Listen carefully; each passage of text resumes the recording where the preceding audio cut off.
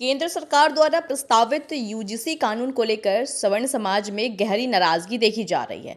इसका असर उत्तर प्रदेश के जनपद शामली में भी देखने को मिला, जहां सैकड़ों लोगों ने कलेक्ट्रेट परिसर में एक दिवसीय सांकेतिक धरना प्रदर्शन किया है। प्रदर्शनकारियों ने हाथों में बैनर और पोस्टर लेकर जोरदार नारेबाजी की। सवर्ण समाज के लोगों का कहना है कि यह कानून उनके बच्चों के शैक्षणिक और व्यावसायिक भविष्य के साथ खिलवाड़ करने वाला है। उन्होंने स्पष्ट किया कि यदि यह कानून वापस नहीं लिया गया तो इसका असर आगामी चुनाव में जरूर देखा जाएगा। सवर्ण समाज के नेताओं ने आरोप लगाया कि यूजीसी द्वारा प्रस्तावित ड्राफ्ट रेगुलेशन उच्च शिक्षा व्यवस्था में सामाजिक असंतुलन और भेदभाव को बढ़ाएगा।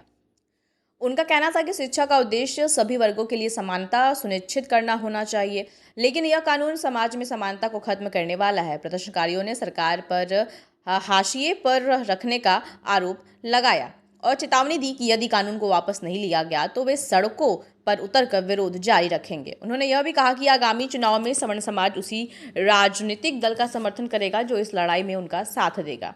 इस प्रदर्शन में सवर्ण समाज की व्यापक भागीदारी ने यह संदेश दिया कि समुदाय अपनी आवाज बुलंद करने के लिए तैयार है और शिक्षा से जुड़े इस विवाद को लेकर उनका आक्रोश लगातार बढ़ता जा रहा है। धरना प्रदर्शन किया सवर्ण समाज के सभी लोग हैं। क्या ये धरना प्रदर्शन ना कहो इसे आज की तारीख में सवर्ण के बच्चों का जो भविष्य इन्होंने यूजीसी काले कानून के तहत खराब कर दिया। ये चाहते हैं, इन्होंने एक ठप्पा लगा दिया कि सवर्ण समाज के बच्चे आतंकवादी हैं। एक किस्म से इन्होंने अलग ग्रुप बना दिया हमारा सवर्ण होगा कि ये यूनिवर्सिटियों में सिवाय दबंगई के दूसरे ग्रुप के लोगों को तंग करने के ये नहीं मानते। सरकार का मानना यह है कि ये उन लोगों को दबाने का काम करे, उन्हें तंग करने का काम करे। अच्छा, अगर जैसा कानून के बारे में बात की जा रही, कानून के कब तक का आप मानते हैं कि वापस लिया जाए या न, फिर क्या करेगा अगर कानून वापस नहीं लिया? देखो, हम जो सवर्ण समाज के लोग हैं ये देशभक्त लोग हैं। इन्होंने देश बचाने का काम शुरू से अब तक इन्होंने किया। जब देश आज़ाद हुआ, देश को एकता की जरूरत थी तो सरदार वल्लभ भाई पटेल के नेतृत्व में राजपूतों ने, ब्राह्मणों ने, बनियों ने अपनी रियासतें दान की, जाटों ने अपनी रियासतें दान करी और देश में सहयोग किया। जब भी जो कोई कानून आया वो इन सवर्णों को दबाने के लिए करा। इन्होंने आज तक कोई भी एक कानून ऐसा नहीं बनाया जिससे सवर्णों को भी ये महसूस हो कि हम इस देश के नागरिक हैं, हम इस देश में अपना सहयोग करते हैं। ये देशभक्त कौम हमेशा अपने आप को ठगा हुआ महसूस करती है। जिस सरकार को बनाते हैं वही सरकार इनके बच्चों के लिए, इनके हित के लिए नुकसानदेह साबित होती है। ये जो कानून लेकर आए, इसमें अब तो बच्चों को स्कूल में एडमिशन कराने में भी डर लगने लगा। इन्होंने जो करा कि शिकायत पे ही उस शिकायत पे उसके खिलाफ कार्रवाई शुरू कर दो। इन्होंने SC/ST कानून लेकर आए थे। जिन लोगों ने 20-20 साल जेल में SC/ST कानून के तहत बिता दिए, उनका वापस ला देंगे। बाद में हाईकोर्ट ने उन्होंने कहा कि ये मुकदमे झूठे हैं, ये उनके 20 साल वापस ला देंगे। उन लोगों ने ज़मीन बेच कर अपना परिवार, उसके गम में कितने परिवार तो ऐसे हैं जो गम में मर गए। सबको पता है कि इसमें राजनीति होनी है। इन्हें केवल कहाँ ये हिंदू एकता कटेंगे बटेंगे बात करेंगे। आज इस समाज को जातिवाद में बांटेंगे। इससे देश आज़ाद होने से पहले नहीं, ये समाज ही रह रहे थे सारे इकट्ठे। सवर्ण समाज इन जो छोटा तबका था उसके हित की सारी बात में करते थे। जब सरकार नहीं थी, जब बैंक नहीं थे, कौन करता था उनके हितों की रक्षा?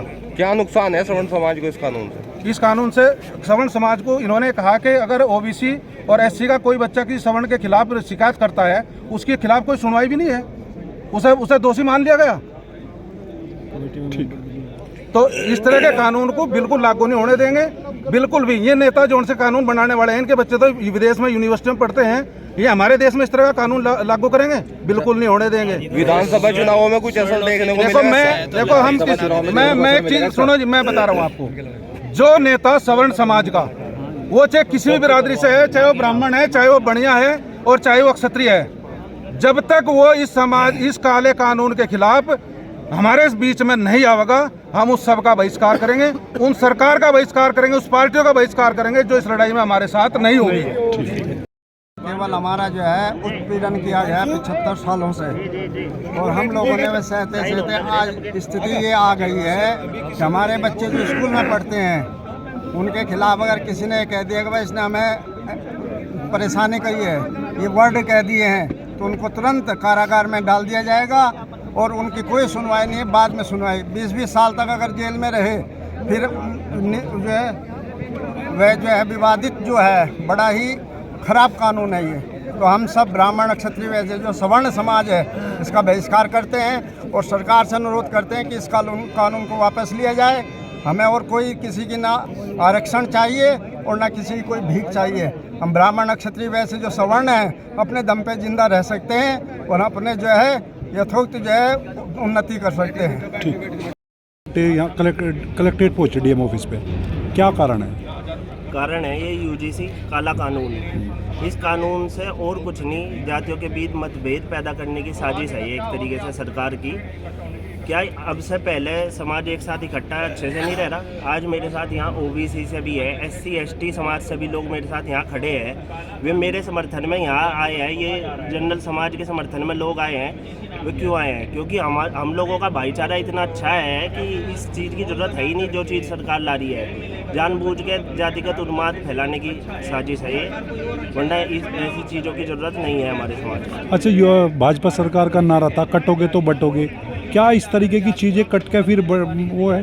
भाजपा सरकार ही बांट रही है, अब कटने वाली तो कोई बात नहीं है। सब में भाईचारा ऐसा है कि किसी में मारकाट नहीं मच रही। भाजपा सरकार नहीं आई थी, हिंदू खतरे में था, आ गई तो मुसलमान खतरे में हो गया, फिर अब दलित खतरे में है और अब उन्होंने स्वर्ण समाज खतरे में डाल दिया। अच्छा, जैसे आने वाले टाइम पे विधानसभा चुनाव है, युवा हैं, आप आने वाले निर्णय क्या लेंगे आप, जैसा ये चलता रहा तो? जैसा ये राजनीतिक गंदगी फैली जा रही है तो मैं तो युवाओं से भी आह्वान करूंगा कि सबको राजनीति में उतर के इस गंदगी को साफ करें, और हम भी अपनी पुरजोर कोशिश करेंगे कि हम भी राजनीति में उस स्तर तक पहुँचे कि हम अपने आप ये समाज सुधार के कार्य कर सकें।